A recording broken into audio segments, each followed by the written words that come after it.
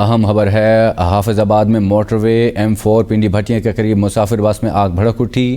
Rescue ذرائع کے مطابق حادثے میں 15 افراد جاں بحق، درجنوں زخمی ہو گئے۔ مزید ہلاکتوں کا بھی خدشہ ظاہر کیا جا رہا ہے۔ ریسکیو ٹیمیں اور پولیس جائے حادثہ پر پہنچ گئی۔ پولیس کے مطابق مسافر بس کراچی سے اسلام آباد آ رہی تھی۔ زخمی افراد کو ہسپتال منتقل کر دیا گیا ہے۔ یہاں پر آپ کو بتاتے چلیں کہ ریسکیو ٹیمیں اور پولیس جائے حادثہ پر پہنچ گئے ہیں۔ پولیس کے مطابق مسافر بس کراچی سے اسلام آباد آ رہی تھی۔ زخمی افراد کو ہسپتال منتقل کر دیا گیا ہے۔ موٹر وے M4 پنڈی بھٹیاں کے قریب مسافر بس میں آگ بھڑک اٹھی اور آپ کو بتائیں کہ 45 افراد سوار تھے۔ اور آپ کو یہ بتایا کہ اسی حوالے سے مزید تفصیلات جانتے ہیں حسنین علی سیال سے۔ حسنین علی سیال، بتائیے گا کہ یہ آگ کیسی لگی اور کتنے مسافر سوار تھے؟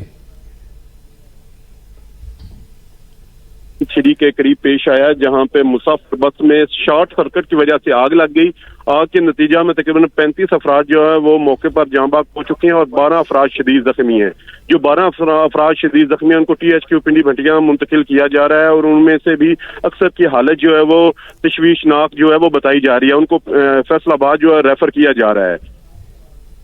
جی اچھا، یہ بتائیے گا کہ یہ مزید بھی کوئی ہلاکتوں کا خدشہ ہے؟